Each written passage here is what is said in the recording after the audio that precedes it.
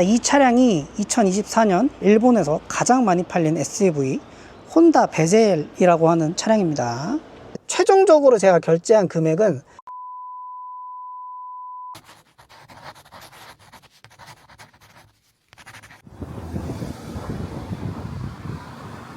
네, 저는 지금 하카타에 와 있습니다. 오늘은 제가 드디어 차를 받는 날입니다. 제가 한 3주 전쯤에 차를 계약을 했는데 오늘 차가 나왔다고 해서 저는 이제 혼다라는 브랜드에서 구매를 했고 신차로 구매를 했습니다. 제가 오늘 차를 받으러 온 가게는 여기입니다.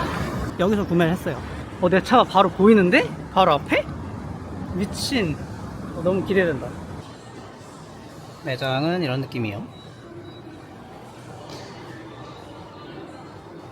저 운전할 때는 안경을 쓰기 때문에 눈이 안 좋아서.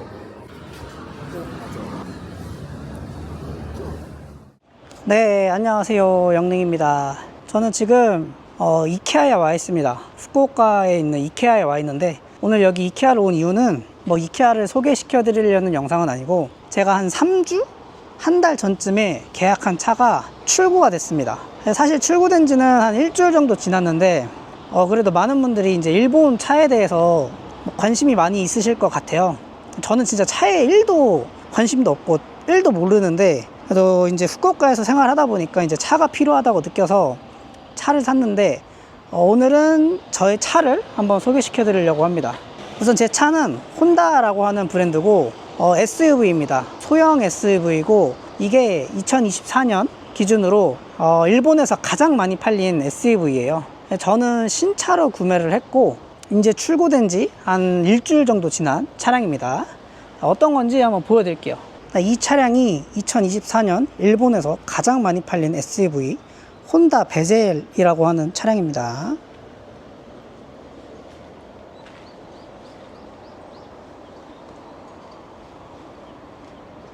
전체적으로 보면 이런 느낌이에요. 옆라인은 이런 느낌. 저는 이제 화이트 색상으로 구매를 했고 가장 인기 많은 게 화이트 색상이고 이거는 화이트 색상은 이제 추가 비용을 지불해야 됩니다. 35,000엔인가? 추가 비용이 있고 추가 비용이 없는 색깔은 이제 블랙이더라고요. 오늘 여기 새똥을 한 대 맞았는데 닦아야겠습니다. 앞에 그릴은 이렇게 되어 있어요. 요거는 이제 2024년 5월에 마이너 체인지를 해가지고 전에 있던 모델과는 조금 수정된 부분이 있습니다. 외관은 이런 느낌이에요. 흰색과 검정색의 조화에다가 약간 뒤쪽은 쿠페 형식처럼 되어 있어서 조금 천장이 이렇게 곡선, 뒤쪽은 이렇게 곡선이 있습니다. 그리고 지금은 방향지시등을 큰 상태고 방향지시등을 켜면 이렇게 표시가 됩니다. 앞쪽에는 이렇게 표시가 되고 그다음 사이드 미러 쪽에 밑에 이렇게 표시가 되고 그리고 뒤쪽은 이렇게 표시가 됩니다. 그리고 또 이 차의 자랑을 하나 얘기하자면 이 차는 이제 핸드프리가 돼가지고 트렁크를 이제 발로 열 수가 있어요. 이렇게 발을 넣으면 이렇게 열립니다. 닫을 때는 이 버튼을 눌러도 되고 아니면 똑같이 발로 이렇게 이러면 이렇게 닫힙니다. 한번 해보고 싶었어요. 외부는 이 정도로 보여드리고 이제 내부를 보여드리도록 할게요. 우선 뒷좌석부터 보여드리겠습니다. 이 차량은 뒷좌석 핸들은 여기 있는 게 아니라 이 위에 있어요. 이 위에 있어서 이렇게 열어야 되고 뒤에는 이렇게 되어 있습니다. 시트는 검정색으로 되어 있고 이런 느낌으로 되어 있어요. 그래서 앉아보면은 이런 느낌입니다. 제가 이제 운전할 때 되게 의자를 앞으로 당기기도 하고 제가 이제 키가 작다 보니까 아마 다른 보통 성인들보다는 여유가 많이 있을 거예요. 하나, 둘, 셋, 넷, 한 4개? 4개 반 정도 주먹이 들어가는 것 같은데? 이렇게 보니까 하나, 둘, 셋, 넷, 4개 반? 이 제 작은 주먹으로 4개 반 정도 들어갑니다. 그래서 저는 이 뒤에 좌석이 되게 넓다고 느끼거든요. 머리 같은 경우에는 1개 반 정도? 아무래도 뒤에가 약간 이렇게 곡선으로 되어 있어 가지고 위에는 약간 여유가 그렇게 많은 편은 아닌데 이 뒷좌석의 이 공간이 되게 넓거든요. 다른 소형 SUV에 비해서. 일본의 대표적인 소형 SUV들이 있어요. 우리나라로 치면 셀토스, 코나 이런 것처럼 대표적인 소형 SUV들이 몇 가지가 있는데 그 중에서 이 제가 구매한 혼다 베젤이 뒷좌석이 제일 넓습니다. 제가 다른 도요타 소형 SUV를 타봤는데 확실히 그건 뒷좌석이 되게 작더라고요. 그래서 저는 뒷좌석이 좀 넓은 거를 택한 경향이 있습니다. 이거는 이제 5인승이고, 그리고 여기 이제 팔걸이가 있는데, 이 진짜 웃긴 게 이렇게 됩니다. 보통 여기서 딱 이렇게 멈춰주는 게 있어야 되는데 이 차는 그게 없어요. 그냥 여기 이렇게 됩니다. 이건 왜 이렇게 왔는지 모르겠어. 다른 일본 유튜버들도 다 이게 어이없다고 하더라고요. 저도 진짜 이거는 조금 어이가 없긴 했습니다. 그래도 팔걸이 이렇게 있습니다. 그리고 이 앞쪽에 이렇게 에어컨 나오는 구멍이 있고, 여기에 이제 USB-C 포트가 이제 2개가 있습니다. 그리고 여기 이렇게 수납을 할 수가 있고, 아직 비닐도 안 뜯었는데 여기를 보시면 이게 포켓이 있어요. 포켓이 되게 넓게 있습니다. 그리고 여기 포켓이 하나 더 있는데, 요거는 이제 핸드폰 넣으라고 만든 포켓이더라고요. 아주 센스가 좋습니다. 포켓 안에 이렇게 되어 있고, 이쪽에 이거 있는 거는 옵션인데 이건 스피커입니다. 스피커. 이 스피커를 안 넣으면 여기는 그냥 플라스틱으로 이렇게 마감이 되어 있어요. 그리고 여기 또 음료수를 넣을 수 있는 공간이 있고, 창문 내리는 거 이렇게 있습니다. 그리고 위에는 이렇게 불을 켤 수가 있어요. 요거를 터치하면 꺼지고 터치하면 켤 수가 있습니다. 요거는 조금 마음에 들었습니다. 뭔가 고급감이 있어서. 그래서 저는 일부러 여기 파노라마 썬루프를 안 넣었습니다. 파노라마 썬루프를 넣으려면은 이 차의 그레이드를 한 단계 업그레이드 시켜야 되고, 파노라마 썬루프가 제가 봤는데 수동으로 여는 형식도 아니고 무슨 커버가 있는데 그거를 손으로 뗐다 붙였다 해야 되더라고요. 그거 보고 어이가 없어가지고 파노라마 썬루프는 안 넣었습니다. 그리고 안전벨트 있고, 그 다음에 여기 이제 카시트 꽂을 수 있는 공간이 이렇게 있습니다. 뒤에는 이렇게 되어 있어요. 여기 트렁크는 이렇게 손으로도 열 수가 있고, 또 이거 좋았던 점이 이렇게 천 가림막 같은 거를 줘요. 가림막 같은 걸 줘가지고 여기 이렇게 가려줍니다. 뭔가 센스가 있어요. 그리고 트렁크는 이런 느낌이에요. 이미 조금 짐 같은 걸 많이 넣었다 뺐다 하다 보니까 더러워지긴 했는데, 트렁크는 이 정도 크기입니다. 그렇게 넓진 않은 것 같아요. 제 기준에서는 넓은데 보통 성인 기준으로는 그렇게 넓은 편은 아닌 것 같고, 당연히 이걸 접을 수가 있습니다. 한번 접어볼까요?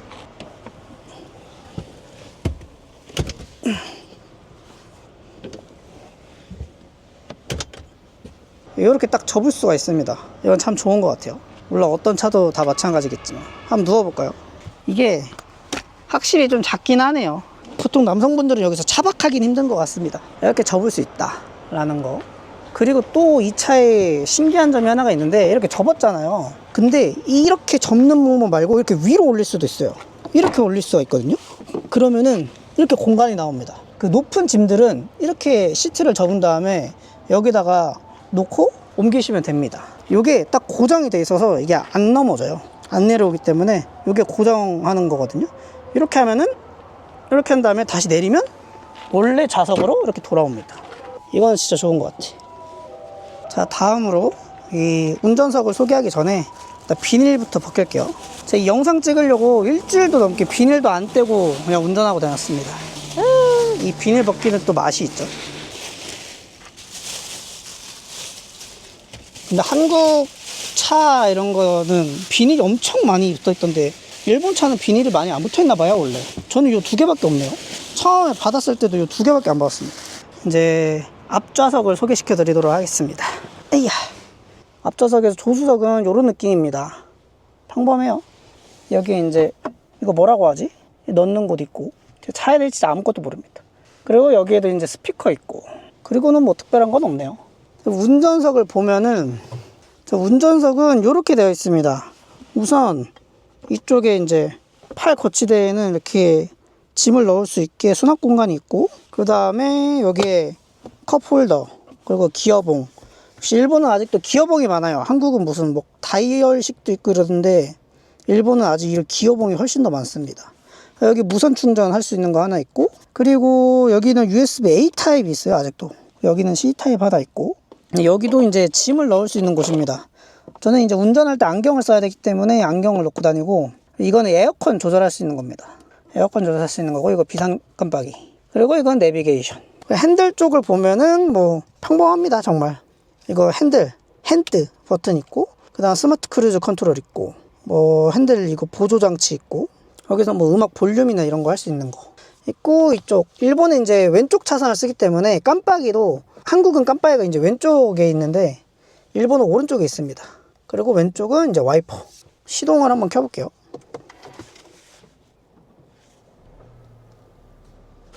여기 이렇게 계기판이 되어 있는데 일본은 역시 아날로그답게 전부 다 아날로그입니다. 아직도 디지털화가 좀 덜 되어 있는 것 같아요. 오른쪽에 여기 스피드 표시되는 거 있고, 여기에 이제 주유 남은 거, 여기 키로수, 여기 이제 알림 같은 거 뜨는데, 여기 하이브리드 차라서 이게 뭐 전기를 지금 쓰고 있는 건지 가솔린을 쓰고 있는 건지 이렇게 표시가 됩니다.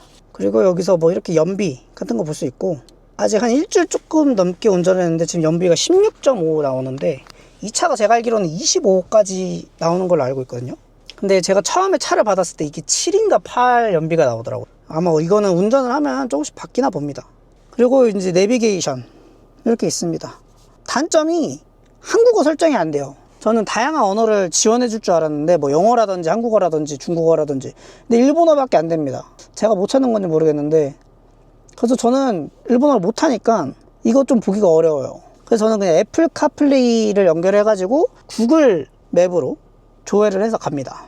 그리고 여기도 이제 엉뜨 있고, 이렇게 엉뜨가 있습니다. 근데 한국 차를 보면 필수로 이제 엉뜨, 헨따, 엉시 이렇게 넣던데, 일본 차는 엉시가 없어요. 엉시 옵션을 넣을 거면은 저희 렉서스까지는 가야 됩니다. 한국으로 치면 제네시스급을 가야 이제 엉시 옵션을 넣을 수 있고, 웬만해서는 이제 엉시라는 옵션 자체가 일본 차에는 거의 없어요. 이 차도 당연히 없습니다. 그리고 이제 혼다에서 말하는 이 차의 장점, 요게 이제 에어컨 바람 나오는 건데, 이게 에어컨 바람이 여기 여기 이렇게 나오는데, 요거를 하면은 요 상태에서는 이런 데에서 에어컨이 나오기 때문에 직접적으로 바람이 나한테 와요.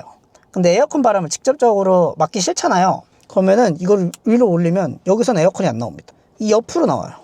여기도 마찬가지. 그래서 에어컨을 직접적으로 맞지 않으면서도 시원하게 갈 수 있다라는 게 이 혼다 베젤의 장점이라고 합니다. 근데 이거는 저도 타다 보니까 장점인 것 같아요.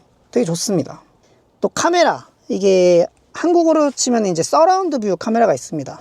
여기 버튼이 이제 카메라 버튼이 있는데, 이렇게 해가지고 서라운드 카메라를 볼 수가 있어요. 요거는 앞에 카메라고, 지금 이거는 이제 360도 주위 전부 다 보이는 거고, 요거는 마찬가지로 360도고, 요거는 이제 양 사이드를 보는 겁니다. 그래서 요거 같은 경우에는 골목길 지나갈 때 되게 좋아요. 일본이 차 도로가 한국보다 작습니다. 그래서 경차가 많은 이유도 있는데, 그런 골목길 지나갈 때 긁을 수도 있는데, 요거 보면은 그래도 많이 도움이 됩니다. 저 같은 초보자는. 당연히 요것도 옵션입니다. 네, 그러면은 이 차의 옵션과 뭐 가격 이런 거에 대해서 한번 얘기를 해볼게요.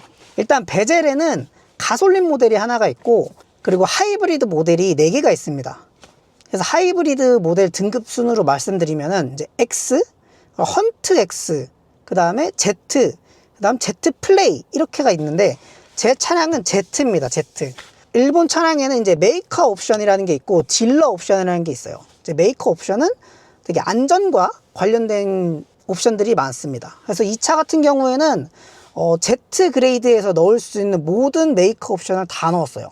안전과 관련된 거, 뭐 예를 들어서 출차 서비스라든지, 그리고 이 내비게이션도 일본은 옵션입니다. 안 넣으면 그냥 여기가 구멍 뚫려 있어요. 근데 이 내비게이션이 정말 작아요. 이게 9인치인가 그런데, 한국은 막 전부 다 막 풀스크린으로 이렇게 쫙 되어 있는데, 일본은 그런 경우는 거의 없고, 내비게이션을 많이 쓰는데 이게 한 200만 원인가 합니다. 근데 이걸 안 넣으면은 나중에 차를 중고차를 팔 때 제값을 못 받는 경우가 많아요.